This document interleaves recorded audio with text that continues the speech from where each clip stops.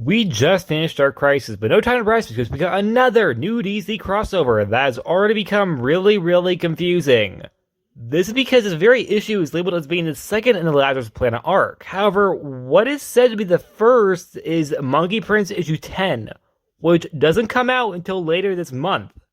So, this one came out first for some reason, despite the fact that it's labeled as the second. In fact, I'm pretty sure Monkey Prince issue 10 doesn't come out until after two other comics tied into Lazarus Planet. Does anyone know why that is? Because I don't, and I don't want to wait until then. This is Lazarus Planet Alpha one-shot. Or is it a one-shot? Yes, that is confusing too, because it's labeled as a one-shot on the cover. However, for some reason, certain sites label it as issue 1 of a limited series. So yet again, this crossover just started, and I'm already really confused. Anyway, starting off with the cover, I think it looks really cool. I think it's a bold choice of the characters they chose, even if I think maybe there's a character I would have maybe swapped one out with. Batman is there because he's Batman, so of course he's going to be there. With him, there's Damian Wayne and Power Girl, who grew a funny friendship in the Dark Crisis crossover. Poison Ivy, whose solo series I've been enjoying. Cyborg, who is a character I've really missed front and center. And Monkey Prince, a character I know nothing about, because I haven't read the series. I'm sorry, I wasn't interested when I saw it. I thought it looked stupid. I'm sorry if you liked it, because I might like it. I'm not entirely sure, because like I said, I haven't read it, but I'm probably going to have to soon. Also, the series plays in from Batman vs. Robin, Poison Ivy, The World's Finest, and Monkey Prince, the first three of which I have read. Poison Ivy, which I've actually been reviewing. But like I said, I never read Monkey Prince.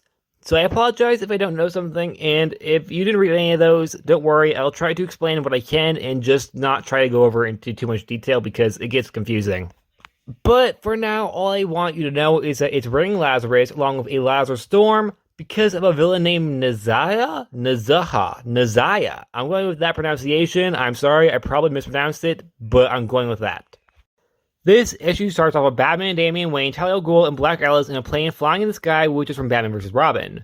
But you don't really need to know really anything from that, except for they're together, Batman is injured and is kind of being possessed by a demon, and they need Black Alice to save the world because Lazarus is now falling.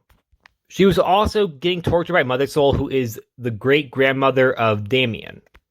The plane gets a call from Supergirl explaining that the weather's out of control and is really calling anyone who can be helpful in this event, because really, things are going down hell. Hell. I meant hill, but hell works too. But that's when the plane starts to go down. They crash land, but are luckily saved by a group of superheroes. But this group isn't that big, but luckily does have some heavy hitters. Zatanna, Cyborg, Mary Marvel, Power Girl, Supergirl, Blue Devil, Blue Beetle, and Monkey Prince, who join forces with Damian Wayne, Batman, Talia al Ghul, and Black Alice. Which Damian explains the situation to the small group of heroes by the Green Storms. We also get clip notes of the end of Dark Crisis to explain why many heroes aren't exactly around anymore, since a lot of them disbanded. So this is why right now there's no Superman around, no Wonder Woman, no Flash, and no Aquaman to save them, meaning they're on their own. Damian explains how Naziah made a volcano, which is now creating magical green storms, which is also connected to the Lazarus Pits. Supergirl is also well aware of who Naziah is because of the Superman Batman comic, which is noted how she is scared, of course. As in that comic, it took a lot of power to lock him away, and clearly it didn't even work. Zatanna explains she's well aware of what's going on with the magic at the moment because it is extremely off, almost to the point where she feels as if maybe something is really wrong. Which is why she's here, because she kind of figured something was up. They split into teams. One sent off to the Tower of Fate to retrieve the magical artifacts that Naziah had depowered to bring them back to let Black Alice reverse it. This team is Zatanna because she knows about magic, Power Girl and Mary Marvel for heavy hitters, and Blue Beetle and Cyborg to use their technology if magic fails. Then Team 2 is Batman, Supergirl, Blue Devil, and Talia al Ghul, who are off to find Naziah, who is in what is believed to be a temple Mother Soul had once made. Also, they believe that maybe he could possibly still be an ally and help them in this whole Green Storm business. Meanwhile, Damian orders Monkey Prince to stay with him, which I thought was really funny because he is really offended. Black Alice also stays because she's the one who needs to depower all the whole, whatever the hell's going on right now. So she's kind of the key, meaning they need to keep her safe. And Monkey Prince is there because I don't think Damien really cares about him and doesn't think that he can do anything. He straight up calls him cannon fodder as if he's going to use him as a human shield. Well, technically monkey shield. Damien also warns Kara to be careful since she knows Nazia's tricks and believes that she probably is the one with the most knowledge of him. Well, after him and Batman.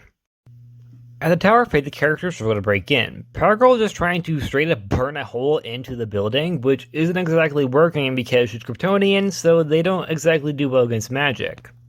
Also, Mary Marvel is just trying to punch her way in. I don't think she's thought this through because she herself should know about magic, which is odd, seeing the fact she's trying to use brute force on the Tower of Fate.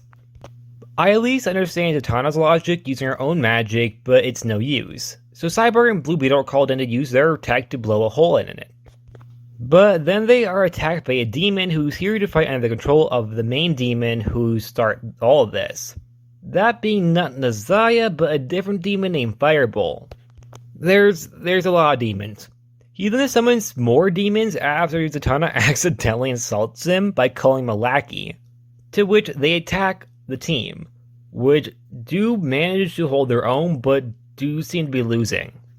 Then we cut to Team 2, where Supergirl questions what the hell is going on, why is Bruce still alive, and then makes a sarcastic comment saying, oh, it's Batman, of course he's still alive.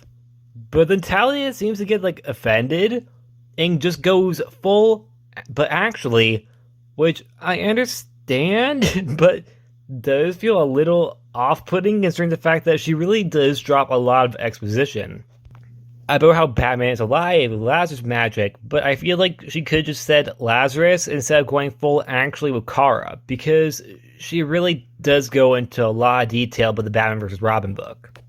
But then they're also attacked by a demon. Kara and Blue Devil plan to keep him busy as Tally and Batman go to find Naziah.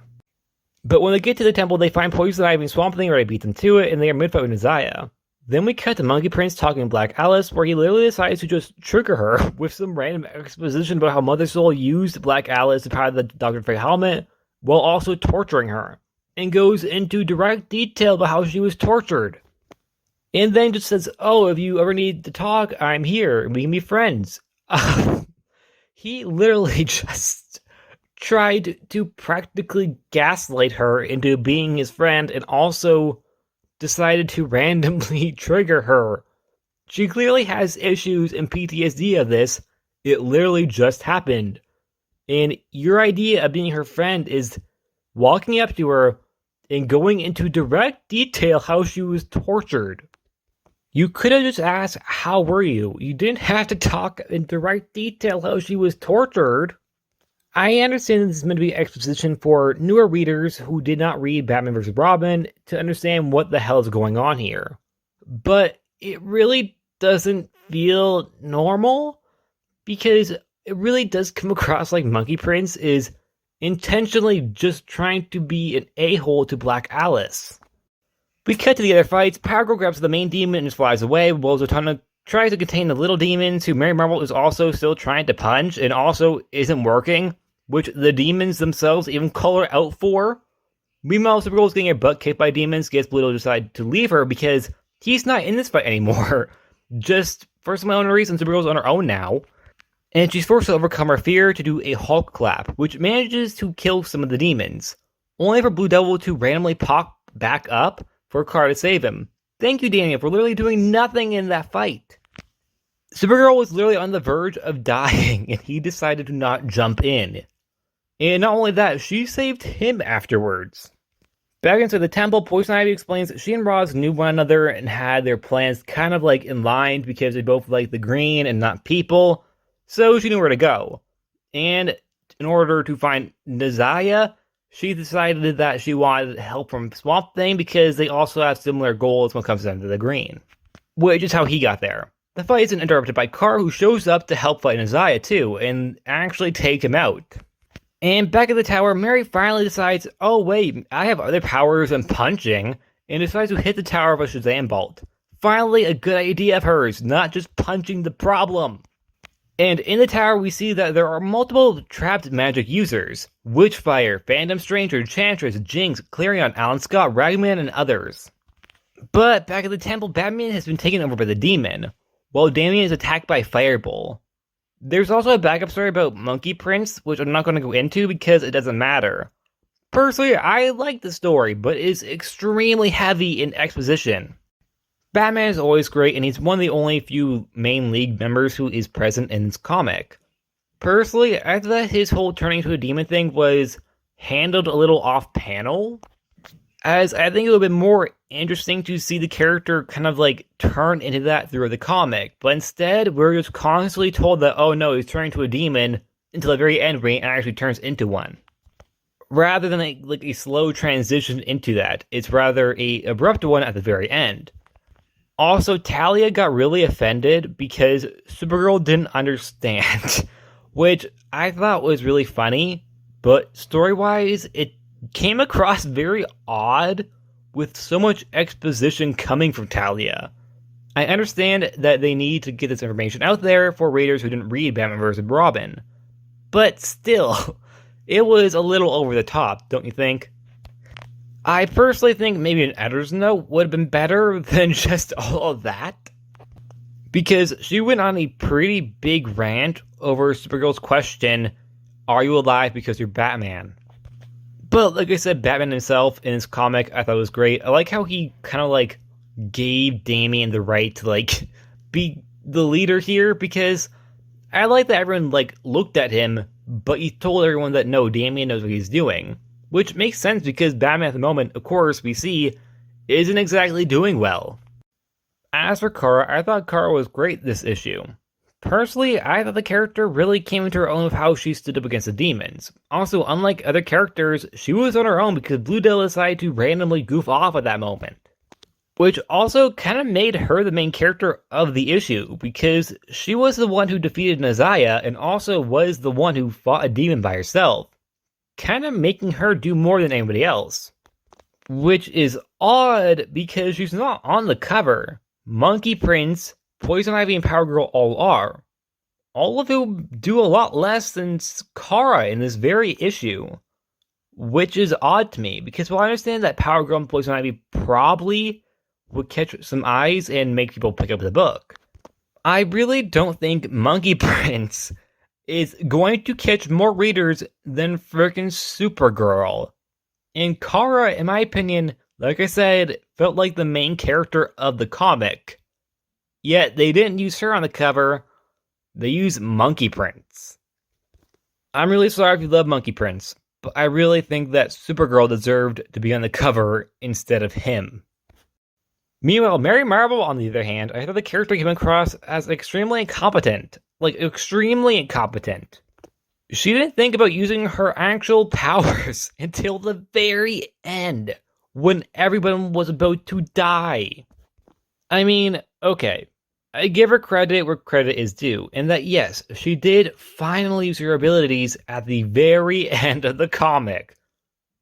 But beforehand, she was constantly using her fist, and was only using her strength. She has so many different abilities, but only used one of them.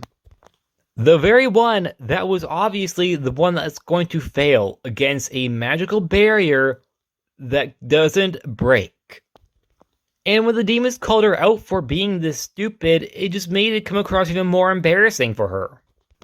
She also didn't contribute to anything until the very end, where she finally oh yeah, I have lightning powers too. For example, Zatanna and Power Girl are the ones who took out the demons. Blue Beetle and Cyborg were the ones who blew up a hole in the tower. Mary literally did nothing. Until the very, very end of the battle, when they were all about to die. And the final character I want to talk about is Damian Wayne, who I thought was great this issue. However, I feel like there were some missed opportunities when it came down to how he felt about his mother and father. Because when we really went back to see what was going on at home, we only saw Monkey Prince deciding to randomly trigger Black Alice. But we didn't really see what Damian was up to. I think that was kind of a missed opportunity to see how he's struggling with everything, and how he's back in the middle of a battle, but everything that happened in Batman vs. Robin happened, and he needs to kind of think about that and think about what's going on right now.